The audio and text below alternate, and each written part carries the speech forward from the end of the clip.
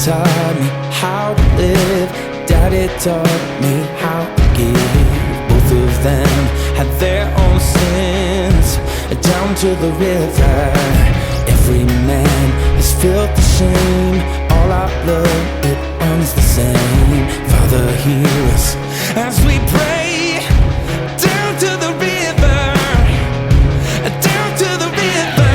Sing, oh, oh, bury me, carry me, oh, oh, far beneath, oh, oh, fire and water me, going down deep, singing, oh, oh, bury me, carry me, oh, oh, far beneath, oh, oh, fire and water me, washing me clean, carry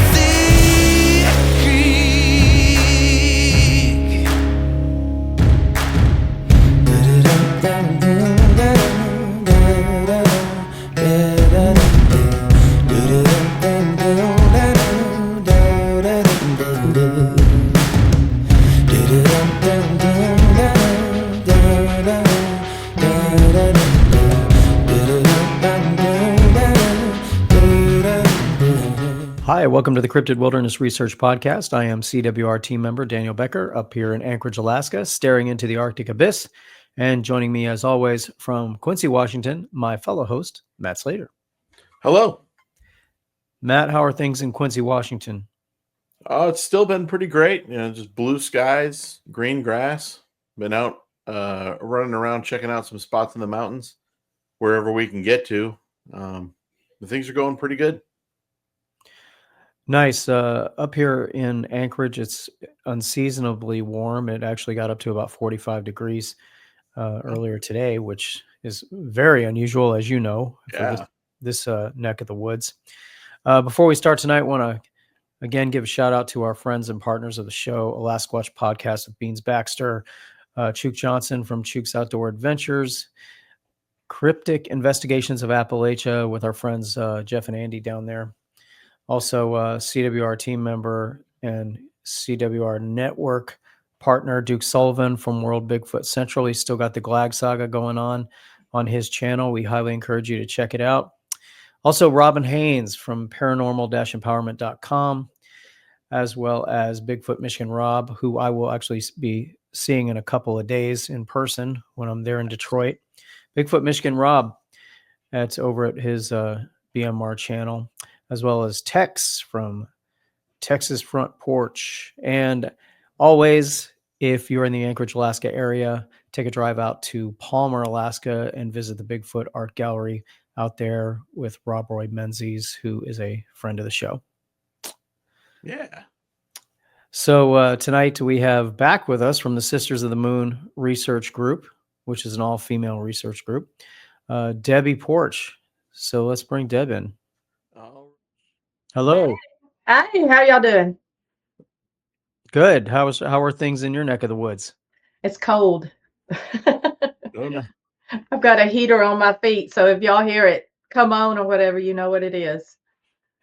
Now tell our viewers what state you are in, and did you get hit by all this winter weather?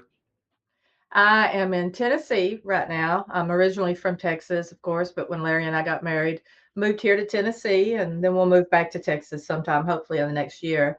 And yes, we got hit with the winter weather. Not this round. We don't have anything left on the ground right now, but we've had two snowfalls. And for this East Texas girl, I'm loving it. We don't normally get snow as often in East Texas as up here in Tennessee, but this whole weather thing here over the last month or so has been very abnormal for even Texas. I mean, it snowed in Florida.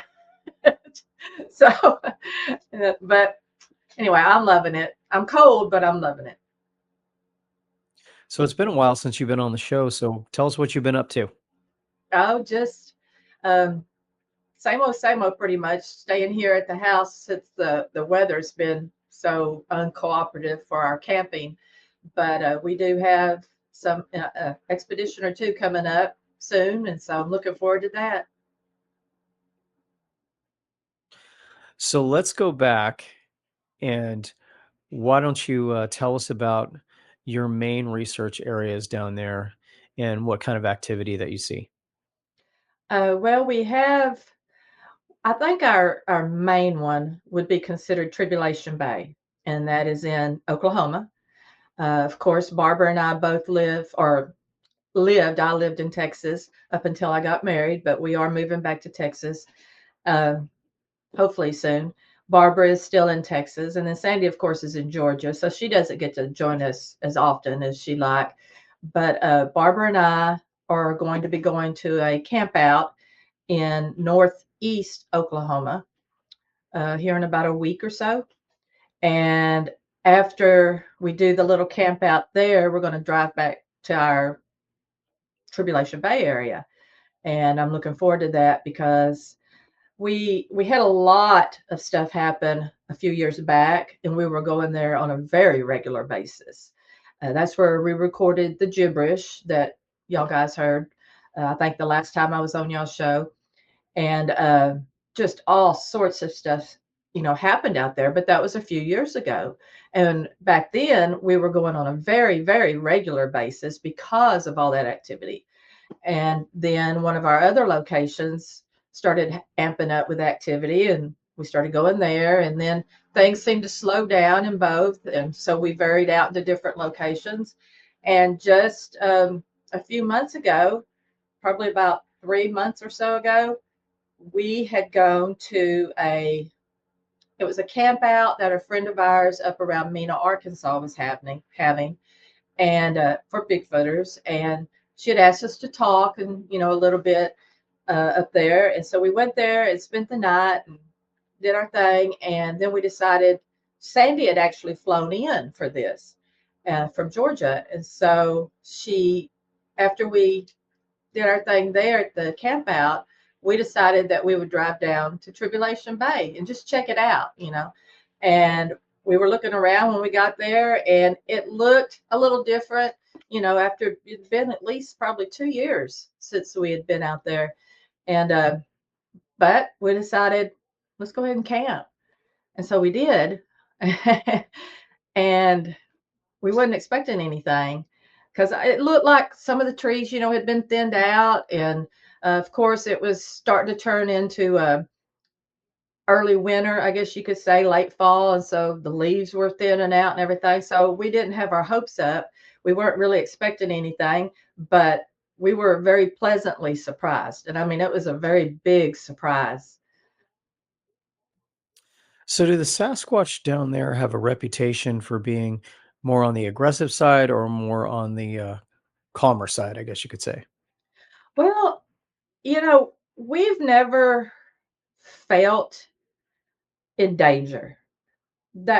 So it just depends, I think, on the person really and how they react to things, how they take things. Maybe I'm sure they're probably maybe a little bit more aggressive to men than they are to women. I'm not sure. Um, I think they see us as not as dangerous as the men because most of the time it's the men they see out in the field in the woods hunting with guns and killing animals. And usually if there's a woman, because there's a lot of women hunters, but usually when there's a woman, they're all decked out in their camo and usually have hoods or whatever on. And maybe they just maybe can't tell the difference so much. I don't know. I'm sure there's a different scent, but I just think they're probably a little bit more aggressive with the men. And we've never ever felt really like they've been aggressive toward us. I think too, maybe we just don't take it that way. I mean, they've hit our tent, and some people would probably be scared out of their skins, if big hand came pressing in on the side of the tent like the stuff we've had happen. But we have never ever felt in danger. And I think they just try to do these things to maybe intimidate us, maybe hoping we'll leave or whatever, or we just might be their entertainment. But some people say they're aggressive, and I guess maybe to a certain extent, it just depends on what your aggression level is. Now, in your areas, have you had activity predominantly at night, or is it kind of balanced between day and night? No, it's predominantly at night. I mean, we've heard a few things during the day or late evening, but we've heard some calls. But as far as the, coming into camp and stuff, they usually wait until it gets dark. How about the tracks? Tell us about the tracks in that area and what you've come across as far as how large is the largest you've seen. Basically in the South or just in Texas, Oklahoma, or what? Because we In your particular area. okay. Um, I I saw a Sasquatch a few years back in Sam Houston National Forest. One of the girls and I were pulling in. We had driven down there to meet some friends and have like a little get together. And late that night, after everybody was going to their own little, camps and stuff, uh, one of the girls and I said, "Well, let's go down to one of the trailheads and just go on a midnight hike." And so, and looking back, that was probably pretty stupid, but we do carry, so we both had guns. And so it was just she and I, and we're driving down this long road. And we had asked, one of the girls back at the camp, is there a trailhead nearby? Because they were from that area. And so they said, yeah, there's this one and this one and this one. And then we just picked one. And she and I got in the truck and left and head down there. And it was a long, dark road because Sam Houston is huge. It's a huge forest, and it's just heavily wooded. And of course, it's very well known for sightings and Bigfoot activity. And so a lot of people go down there, and we wanted to go somewhere where we didn't think anybody would be. And so that's one reason we decided to wait until around midnight. So by the time we finally got to the trailhead, it was like almost 12:30 at night. And since I'd never been there before, I didn't know what to expect. I didn't know what the trailhead was going to look like. And when we pulled in, of course, there were no lights out there. There weren't, any big overhead lights or anything. All we had was my headlights on my vehicle. And so as we're pulling in, I was like, oh, this is the turn. And so I'm going in, turning left. And I'm looking, trying to see, okay, I can't see anything because it was pitch black except for what I'm sorry, I'm sliding out of the seat, except for what my headlights were lighting up. And so as I'm going around trying to follow the curve of this little parking area now that I had turned into, I see nothing but trees in front of me. And I'm like, okay, where do I park and pull up to stop? And as I'm going around, I see that my headlights are hitting more. The trees aren't as thick, they're a little more open. And about that time, as I'm kind of straightening up to come to a stop, because I can see that there's, okay, this is a place that I need to stop, or I'm going to go over this curb thing. I see this motion coming down in front of me. Now, at that time, I had no idea that there was a creek between us, because what I'm seeing is straight across from me. The land was level, and I couldn't tell that it went down and come back up, and there was a creek there. I had no clue. But I could see that there was a footbridge to the left. And so I'm looking, trying to take it all in, at one time. Okay, it's dark. I can see my headlights are showing me this trees over here, and there's a footbridge. This huge creature is caught in my headlights, and it's running from the left, coming back kind of behind on the other end of that footbridge that went across this creek that I didn't know was there. And it's starting to go down. There was a slope there. But of course, all I was looking at was the creature. I wasn't looking to see if there was a slope or what. But as soon as I saw it, I was like, that's a Bigfoot. I hollered it up, and it went down so quickly and disappeared into this creek bed. Like I said, I didn't know it was there. And so I'm backing up now, trying to angle my truck back to catch it in my headlights again. And I'm like, where did it go? I kept telling her, I was like, where did it go? Do you see it? And I circled back around, came back up, backed up again, I was like, where did it go? And so I pulled back around to the position I was in when I first saw it. And I'm like, I don't know where it's at. But just in that probably 4 seconds, maybe 4 or 5 seconds, in the grand scheme of things, that doesn't sound like a lot. But when you actually, 1, 2, 3, 4, you can see a lot in that time period. But as it was running, which there was a slope right there. Well, I went back the next day, and so I was able to see everything then. But there was a slope that it evidently had gone down into and went down into a creek bed. And uh, anyway, when it went down, I could see, it was the side I was seeing. I could see the hair on the back of its head was blowing a little bit as it ran, and it looked like it was probably about 3 inches at least that long. And then as it got down a little further, just this part of the shoulder right there, I could see that it was like muddy, like mud or dirt. It didn't really look like it was wet. The hair didn't look like it was wet because it was blowing a little bit off the back of its head. And just a little bit here might have been blowing, but I could definitely see that there was a muddy, dirty spot right there. And its right arm, I could see it. And I can remember that it looked like the hair came down almost across its knuckles and just could barely see anything, but I couldn't make out like digits, individual fingers. But its arm was just slightly swinging a little bit as it ran. I remember thinking it wasn't, when we run, we're giving it our all with our arms. And it just seemed like it was just barely swinging, but it was moving really fast. But there was no doubt at all, what it was. And what was weird to me is it was a whitish or light gray color. I don't know if my headlights, when it hit it, lit it up brighter and made a light gray look white or what, but it was definitely one of those colors. It, maybe like the color of my shirt is a light gray right now, but looking at it on the screen right here, it looks kind of white. So I don't know. So I was freaked out. I was like, oh my God, it's when you don't expect anything. We were hoping we might hear something while we were going for this walk. But anyway, after it totally disappeared, I kept saying, where did it go? Because I had no clue that creek bed was there.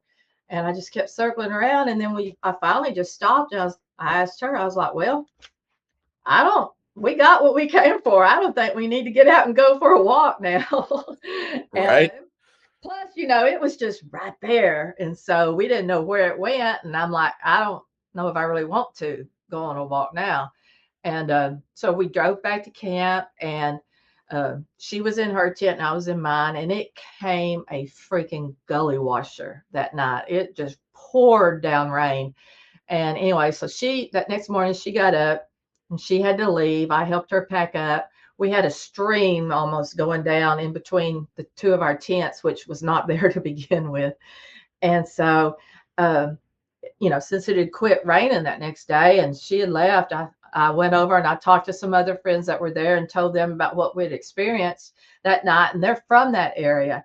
And when I told them, I said it was a white, gray, whitish looking color. And they said, where was this? And I was trying to tell them, describe the trailhead, because I couldn't remember the number or anything. And one of the girls said, there's a white one. No, there's a gray one that had been seen several times in that vicinity. And I was like, well, they were right, So I go back out there that day because I'm going to go back and look for prints. And since I had seen the direction it came from, so I was like, maybe it left prints. And so when I pull in, there's nobody out there again as far as cars or anything. And I'm on the phone with Larry, who is now my husband. We weren't married at the time, but we were, dating and everything. And so I'm on the phone with him. And when I pull in, I see that there's a man sitting close out to the road, just on the curb there. And so I told him, I said, well, there's a man out here. And I said, I don't see a car or anything. And I said, I don't know if I want to get out. Because, I mean, this is way out. There's no houses around for a long ways. And I said, I don't know if I want to get out. And he said, well, just stay on the phone with me and, make it apparent that you're talking to someone. And so I did. And when I got out, I walked up closer to that area and I could see, I said, whoa, there's a creek bed here. And of course it was flowing like crazy now, especially because of the rain, you know, and everything. I don't know how high it normally is, but there was a lot of water in there and it was flowing through. And I said, well, I don't know if it's going to do any good to go down in there. I can't, you know, get down and look for prints because there's not going to be anything I can see. But I tried looking on the side of the edges of each side of the creek. And then I went across the footbridge and I went over there to that side where it had ran down. Didn't see anything. And just stayed on the phone talking with him while I was looking. And I said, I'm going to go back in the direction it came from. So I did. I walked back in the other direction to my left and was walking through the woods and just walking and looking and talking. And I saw what looked like a print. And I told him, I said, hold on just a second. And so I said, I've got to, you know, bend down here and look at this, what looks like a print. And I took a picture of him and sent it to Larry. And I said, what does this look like to you? And he goes, yeah, that looks like a print. And so I was like, okay, well, I'm going to go back to to the car because I had tape measure and stuff and measured it. And it was 16 inches long and 8.5 inches wide. And I said, yeah, I said, it's a pretty good size. And but it was in grass. It was pushed down and I looked all around. I didn't see any others. I mean, why is it we usually only find like one print? That's just, it's crazy. And like I said, it very much looked like a print, but who knows? It was in grass. It was pushed down. All the grass around it was up, but I couldn't find any other prints. And so anyway, I took a picture of it. I didn't have any casting material, you know, such a good researcher. But did get a, you know, picture of the print and everything. And so that's pretty much it. I mean, from what I've heard, I keep up with some of the people that do go down there a lot. And there's a lake out there that they go to called Stubblefield Lake. And there's lots of activity supposedly around there. And I don't know how far away that is from the location where we were. And I've been out there a couple other times, you know, since then. And just driven out there with a friend of mine that's from Longview that's interested in Bigfooting. You know, she only has me to go out with, so we'll go out sometimes and Bigfoot a little bit. She's a retired police officer, and so been out there, but haven't like really done much squatching out there after that. Now, when you saw this Sasquatch, was the head conical at all, or was it? How would you describe the shape? It wasn't, from what I could tell. Of course, I'm trying to take all of this in, you know, in a very short time period. But from what I could tell, it did not look conical at all. It looked very much shaped like ours. But like I said, the wind was blowing off the back of its head and its shoulder a little bit. And I didn't, nothing stood out like that. And so, Were you able to see any type of muscle definition at all? no, I could only see it pretty much as it was running down, going down that slope. You know, that was a very short time period from the moment it was up there on the level part going down, maybe a couple of those seconds, and then it, you know, disappeared into the creek, I'm assuming. Now it was we were up a lot higher than where the creek was. Like I said, I didn't even know there was a creek there when I pulled in. But as it was coming from the backside of not before it got to the slope, further back behind the footbridge, I could see it because I had already pulled in at an angle like that, and so it hit it that way. And that's when I could tell that the hair was blowing back because it ran down right in front of my headlights. But there was nothing but solid hair on its arm. And, I only saw its legs for just a brief second. And so I couldn't really tell much about those. But as far as its upper body, I couldn't see any muscle at all. It's completely covered in the hair. And I couldn't even see like its face. At the side, at the very much, I was trying to see if I could even see a nose. I couldn't see any of that. Now, a lot of researchers describe their areas as, quote, charged. I know that William Lunsford, Stephen Hill, and I describe Ground Zero in Arkansas as having this charged vibe, almost, you could say. That area that you were in, would you describe anything like that? That specific area, not really. I mean, I didn't feel anything. Like I said, that night I didn't get out, but that next day when I went back, no, I didn't feel anything like that. But I mean, there were tons of sightings out there, especially around that Stubblefield Lake area. Now, you have brought some pictures with you. Matt, let's pull up those pictures, and why don't you walk us through these? Okay. All right. This and a lot of the other ones that I sent are all pictures of the area where we recorded the gibberish in Oklahoma, we call it Tribulation Bay. And before we ever camped out there, one of the other girls and I, that used to be in our group, we had just gone out to walk through there and walk through the woods and stuff. We were riding around one day and we decided to get out and just walk through the woods. And so we got way back, and the further we got back, we'd been out there for a good hour, I would say, at least, just hiking into the woods. And once we got really deep, it was real thick, but then it just kind of opened up. Still a lot of trees, but it was thinned out more. You could see through it more. And it was this big, wide open space. And in the middle of this space were all these trees, and they looked like they were purposely planted in a circle. And we saw that a lot of the trees on one side had been broken kind of at the same height, and they were all broken in the same direction. Now, we didn't know, this is southeast Oklahoma or South Oklahoma, and we're thinking tornado could have done this, high winds, whatever. But since we didn't know really anything about that area, we thought, well, let's just go, because, there's tons of trees out there, but these that were in the circle, that one side, those were the only ones that were broken in that direction. And if a tornado or something had been actually through there would have been random trees, but it was only these that were in this circle. And so we went in that direction. Well, we kept finding more tree breaks that were just out of the kind of the ordinary.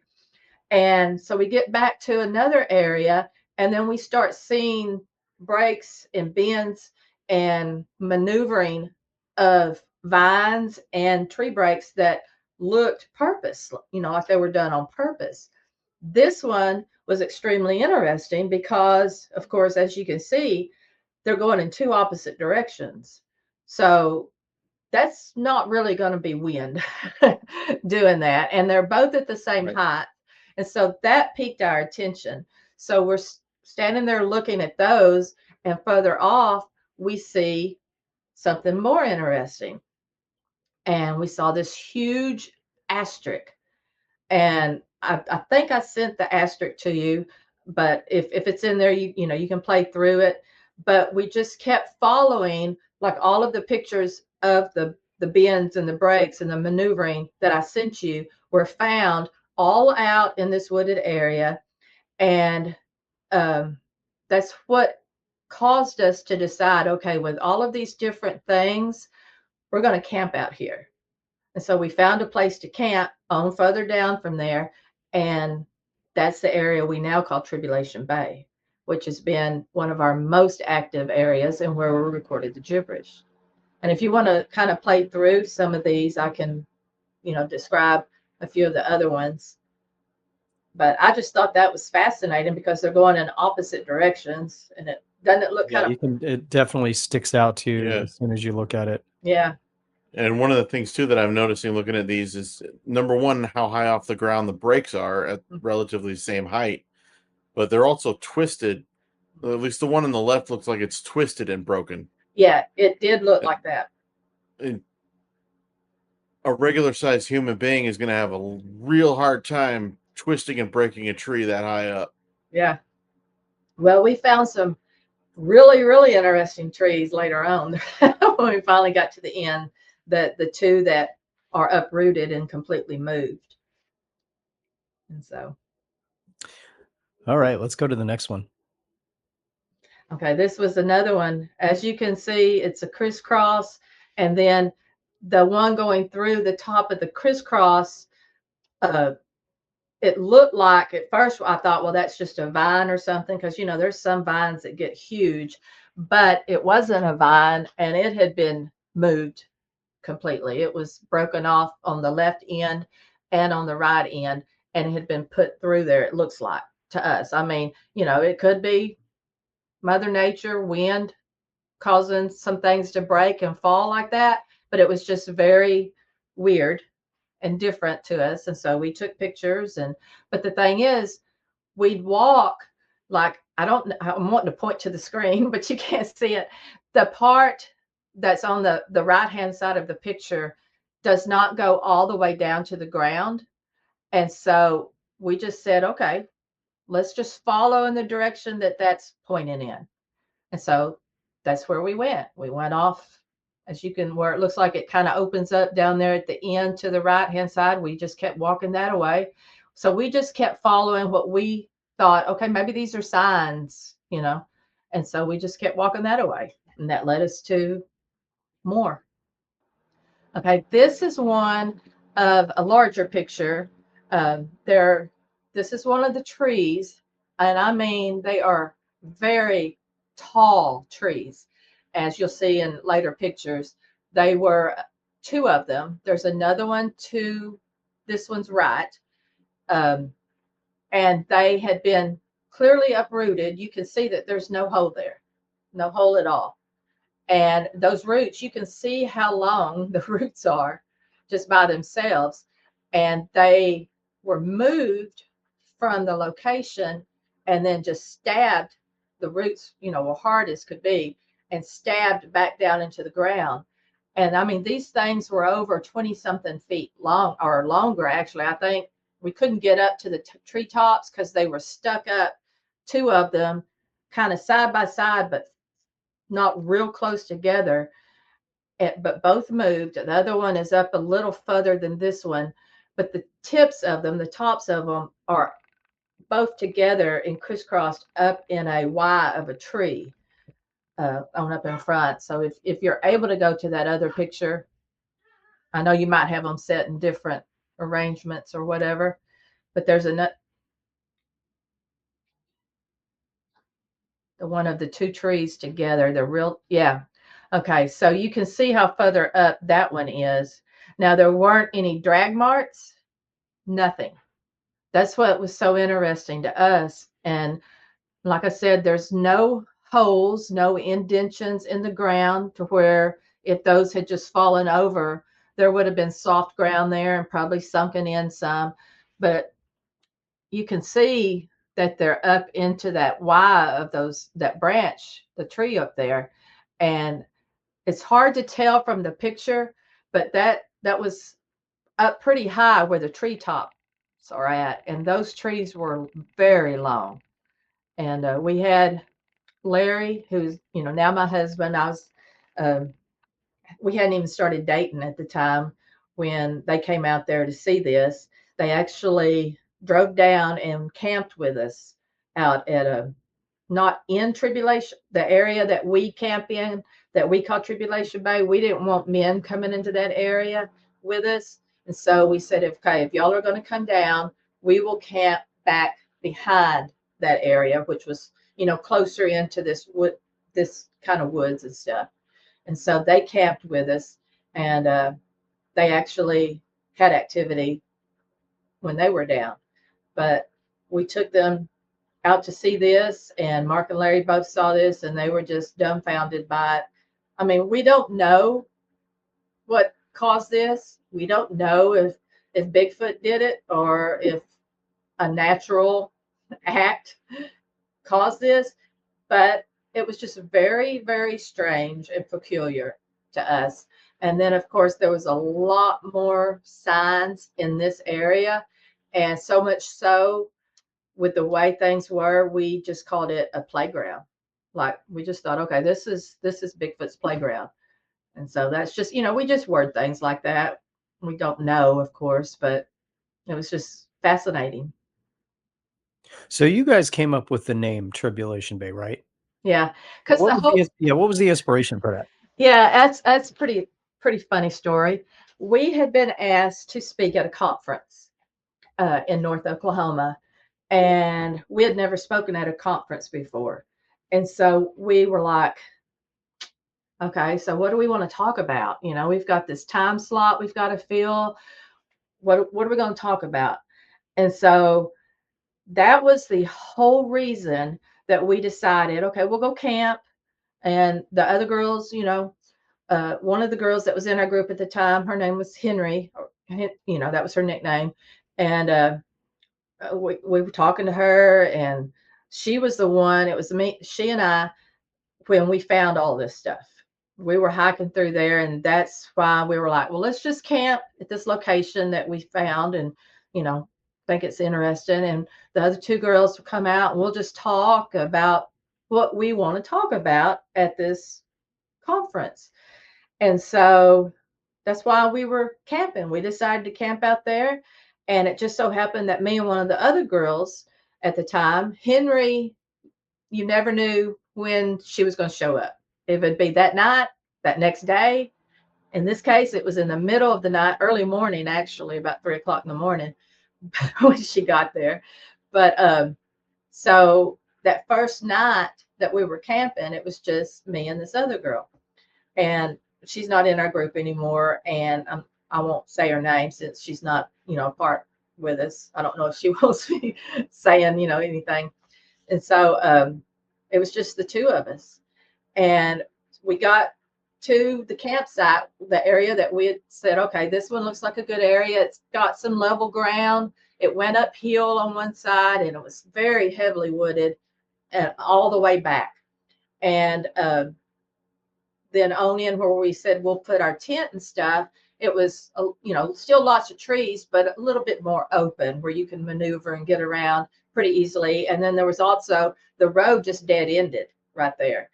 And so we had places that we could have 2 or 3 vehicles if we needed to. And then on the other side, there was water, hence the bay. We just came up with the bay. And the whole reason that we had planned to go out there, and camp was to talk about what we were going to talk about at this conference. And they wanted us to talk about the trials and tribulations of being female Bigfoot researchers. And so that's why we named it Tribulation Bay. And so when the other girl, her name is Carrie, when she and I got there, we get out and we start setting up the tent, and everything. And we're down a little bit. We're not up in where the hill is. And it started pretty soon. And we started hearing, some noises and stuff, but we'd look up there and didn't see nothing. Not whoops, not anything like that, just movement, so that could have been anything. But anyway, we get the tent set up, and as we're about to finish, we start hearing more things.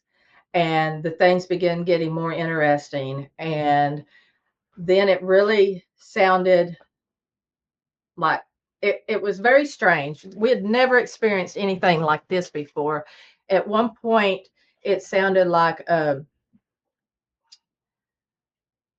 was not just animals, but it was coming from up the hill. We'd hear what sounded like a whimpering dog kind of up in that wood line that was at the little top of this hill.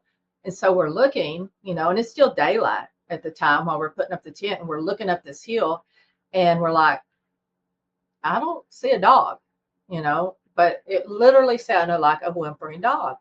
And so we just kept working. And then just a few minutes later, from that same exact spot, we'd hear what sounded like a chicken, but it sounded off. So we call it a sick chicken.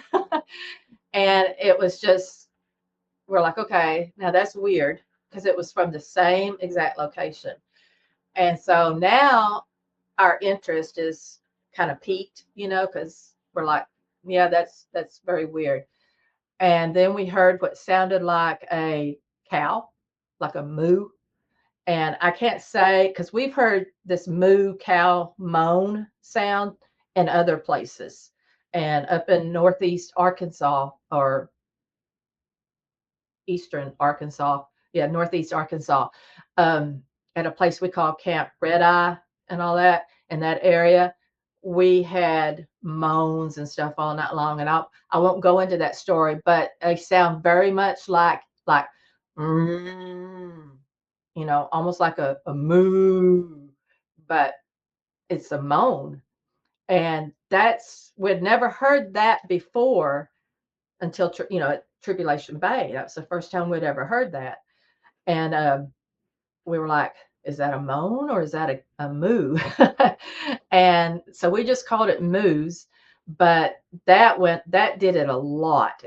We had the sick chicken that was a few times, the whimpering dog quite a bit, but then when it did this moan, moo cow sound, that was weird. But then we heard this roar, growl, moan sound, and we're thought, okay, that could be a bear. There are black bear in Oklahoma, even though some people don't want to, admit it, but there are, and in Texas too. But we're like, okay, so we've heard all these weird noises. That could legit be a bear. I'd never really heard a bear in person before, And we are back after some technical difficulties. So, Debbie, go ahead and continue your thought. Well, after all that activity at Tribulation Bay, naturally we just continued going back, and it just kept continuing for a long time. And then it started slowing down, and we started going to different locations, and of course had other things happen, found the killing field and all of that. And every now and then we go back, and we went back not too long ago and had a lot of stuff happen, but we can save that for another time, because I know that we've got other things that we want to talk about here. And All right. Matt, why don't you go ahead and bring up the next picture? Yeah. okay, this is a beautiful, beautiful place. As you can tell just by this, the big cypress tree trunks. And it's a place that straddles the East Texas, Louisiana state line, called Caddo Lake. Very well known for Bigfoot activity. Um, there's been all sorts of stuff happen out there. Even the Finding Bigfoot crew went out there and did a show on Caddo Lake. And a long time back, I was dating someone that had a place out there, and I spent a lot of time getting in the boats. And I mean, there's alligator and gar in this lake. This is just a creek bed. The lake is huge, and it's got cypress trees all throughout the lake, but I've never seen fish and gar as big as this. I mean, there was like I don't even know how big it was, but they're just like prehistoric creatures living in these waters. Right. And it's crazy scary. And lots of movies are filmed out here for, I don't think there's been any Bigfoot movies filmed out here, but I know the Finding Bigfoot crew have been out here. And I spent a lot of time out here. And a friend of mine named Cynthia, years back, before I ever even thought about becoming a member of Sisters of the Moon, she and I were interested in Bigfoot. And she was one of the first people that I actually would go out with, researching. And we decided to camp out at Caddo Lake. And I drive around all the time when I'm bored. And I was driving around at Caddo Lake, and I went down one of these long, long, long dirt roads and ended up where it dead ended and just opened up to a big, beautiful field surrounded by nothing but woods. And I thought, this would be a great place to camp, miles away from everybody, no homes around. except way out at the start of the road that I had driven down. And I mean, that was several miles that I drove down that road. So she and I went out here, and we were we were probably we were several feet away from this, but because there are alligators, and so we didn't want to camp real close to that.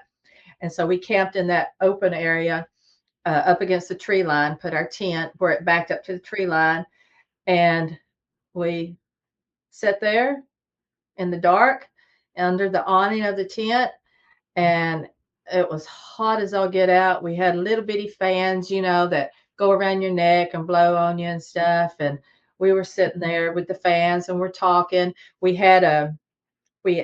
actually had one that was hooked into a battery, a car battery, and was running off of it. But we didn't want anything that made a lot of noise, and so it didn't take much battery. And we're just sitting there, and we could hear movement coming from back behind us. So, we're wondering, hope that's not an alligator coming up out of the bayou over there. And so we kept listening, but then we could tell that it was footfall. And, being women, we have to think about, men, bad people coming up there. But, Right. Nothing's going to walk through these woods. And it was probably at least 11:30 at night, if not later. I can't remember the time, but I know it was really late. And so she could hear the footfall. I could hear the footfall. We could tell it was definitely bipedal. And so now we get interested. Then we start hearing these moans and whatever sounds you want to call them. We call them moans because they're just like, you know. And so I'm like, okay, I don't know what this is, but it had gotten so close up behind us. We could tell it was just on the back side of our tent, and we're sitting in the front. And so I'm like, I'm going to get the key fob, which I had left in my purse inside the tent. I said, I'm going to get the key fob out and come out here, and we'll sit. And I said, I'll stand up at the edge of the tent, and if we hear it again, I'll zap my key fob and make the headlights come on. And maybe that'll light it up and we can see what it is, you know? And so I go into the tent, I zip it back up because I didn't want any mosquitoes getting in there, because being by a bayou and it's hot outside, mosquitoes were rough. And so I zip the doors back up, but of course all the window flaps are down. Now the back window flaps that was pitch dark behind it, I had left them unzipped just at the top with the flaps at an angle where about that much, so because I don't want anything looking in on us from back there. So I had those out, and there was a window on each side. And then in the middle of those two windows, it was just solid, tent material. And so I'm walking in, and I had bent down in front of the window to get my keys, because I had them laying right there on this little box next to the blow up mattress. And as I was standing back up, from behind me was this loud, just moan, growl sound. And Cynthia comes to the door, and she goes, "What was that?" And she's, trying to get in. And I'm like, just go, just go get in, and I'm already zapping the key fob and going back out. And we go get in the car, and I started up, and now I'm backing up, angling my car, trying to get whatever was behind the tent in my headlights. And I did that, and I'd pull around and try to go on each side of the tent, trying to just catch something. And of course, there was nothing. And I don't know if it was a bear or what it could have been. But I do know that earlier in that evening, well, we had been there one night, and we had heard stuff over around by the car and stuff the night before, but we just it didn't sound necessarily like a big, heavy creature or anything. It was just slight movement. So we never got up and looked or anything. And so when we got in the car to leave, we drove, left, and went back to my apartment that night and spent the night there. And I said, we'll go back in the morning to get the tent and stuff. And so when we leave the next morning to go get in my car, I walk around to the back of it and I was going to get something out of the back. And when I do, I see that there's a muddy handprint on the back bumper of my car. And Oh, wow. yeah, and that had not been there. And the way it looks like it kind of, had been leaning in, and right where it's at is where you would put your hand if you're going to push yourself to look over around the side of it. And now, is it Bigfoot? I don't know. It's a lot bigger than my hand. I know it's hard to tell from that, but it was bigger than my hand. And we just found that really interesting because it was not there before that. My car had been washed, but as you can see from all the dirt going down that long dirt road to get to this location, it was covered in dust. And so when we saw that, I was like, that's crazy. That's just, I don't know where that came from, but it's definitely a muddy handprint. And it wasn't there when when we were going camping. So I don't know where it came from. Very interesting. Yeah. Matt, let's go to the next one. And that's me and Mr. Bob Gimlin. What a great picture. Yeah, it's a little blurry, but we had been invited to a conference and he was a speaker there, and we went ahead and set up a table and stuff, and this was kind of early on in our beginning of our group, and so we had made some shirts and stuff, and just thought we'd sell some stickers and everything. And he was the nicest gentleman to speak with. He's just a lovely, lovely person. That's what we hear. Just a genuine, kind, all-American cowboy. That's what we hear him Yeah, described as. just and he's very soft spoken, and slow, and just as far as I'm concerned, he could have been a southerner. Right, right. What a great moment there that you captured, being able to meet Yeah. um, meet Bob. Yeah, the legend. And that's another angle of one of the trees that we talked about earlier that's stuck in the ground. I mean, you can see from that one, especially, that there's no hole. And if that thing had fallen over, and even if it had filled back in somehow, it wouldn't be flat packed in like that. That's just still fascinates me. I mean, those things were huge. That's another one of the tree breaks that we followed, going in, as I was talking previously, that led us to that big open area. We just kept following the direction. We'd go in the direction that the tree breaks were in.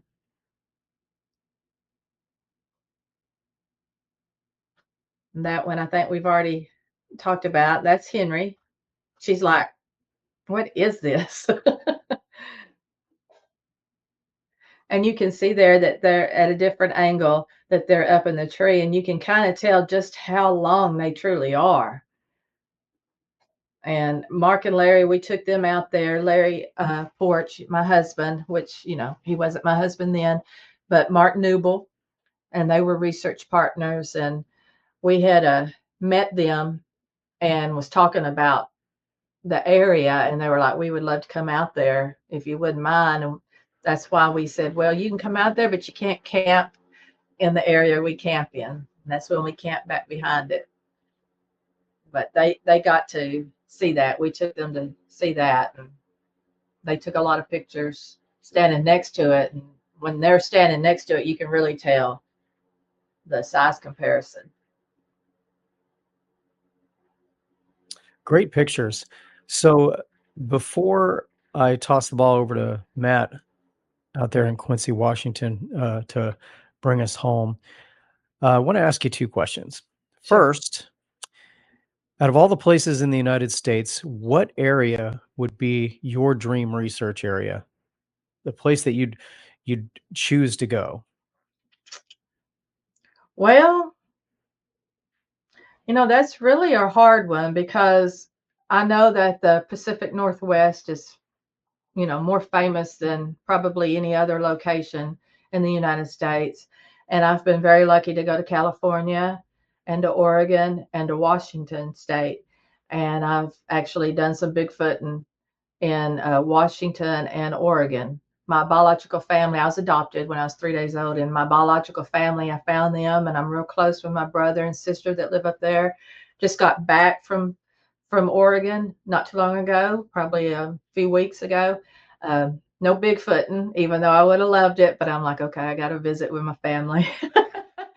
But we Right. did go Bigfooting a few years back, and we Bigfooted.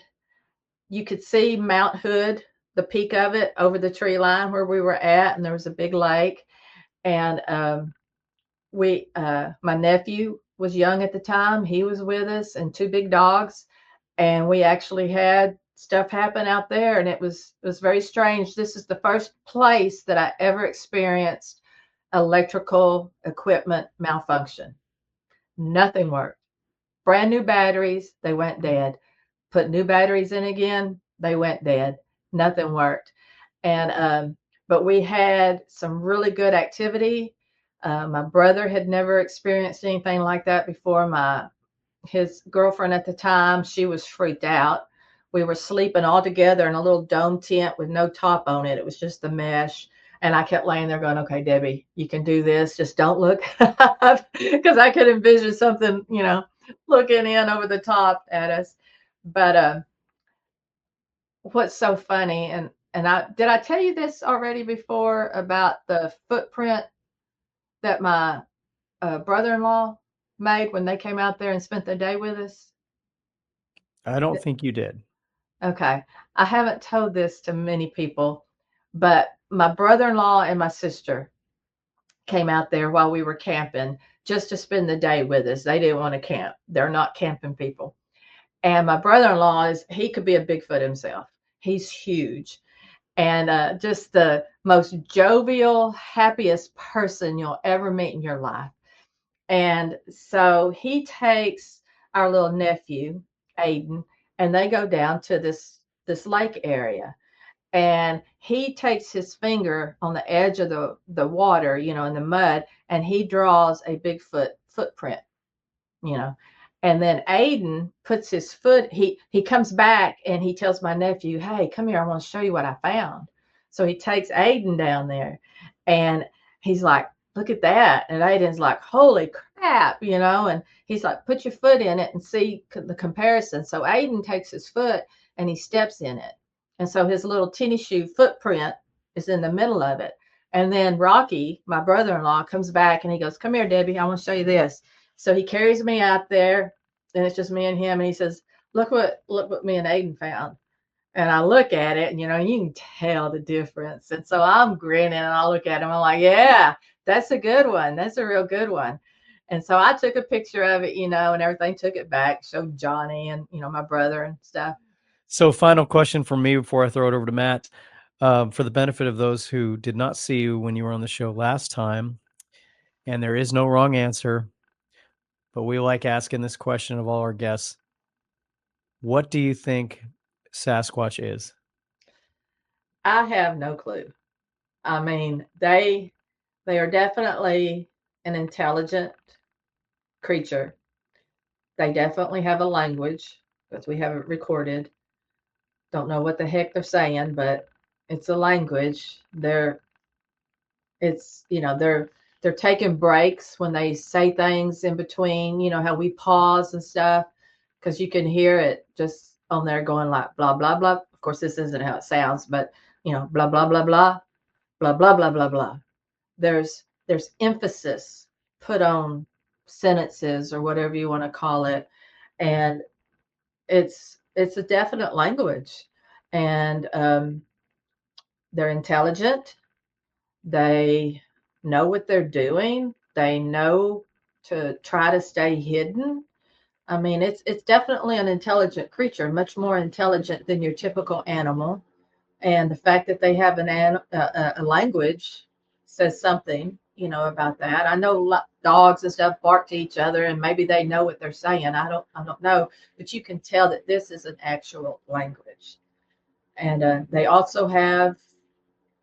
I was dead against saying they were anything other than flesh and blood for a long time until I experienced things I couldn't explain. Looking out at chimes that are being hit, hanging way up there. I mean, about 9 foot up a tree.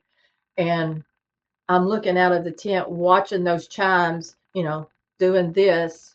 And all those tubes are perfectly parallel with the ground, like something's holding them in place. I can't explain that. I can't explain a lot of stuff that I've seen now after doing this for so many years, and so I can't say that they're just flesh and blood right now. So there's something more to them. I just don't know what, you know. I a lot of people think they're Nephilim, but the Nephilim are not good. And if they wanted to hurt us or harm us or anything, they've had plenty of chances. Now, I'm not saying, something bad could happen, the next time we go out there, who knows? But to me, they've always just seemed curious and just as curious of us as we are of them. And so we treat them with respect and we'll continue to do so until we're just scared out of our lives or something, but I have no clue what they are. I couldn't even begin to ponder. Well, thank you for your thoughts. And as I said, there is no wrong answer. All we have are theories, and no one knows for sure. And we always say, if somebody says they do know for sure, then you probably want to push those opinions aside from that person. Yeah. But let's go to Matt Slater to close us out. Well, I just wanted to say thank you for coming on the show tonight. I don't really have any follow-up questions, but always the accounts of your encounters and telling about your research areas is always very interesting. Thank you. And learning even more things about your methodology, especially like your main research area, Tribulation Bay, not allowing the men to camp in that area to keep the data baseline secure. Yeah. Yeah, and that's really good. Good strategy. Yeah. We try. Yeah. And that's how things got to be done.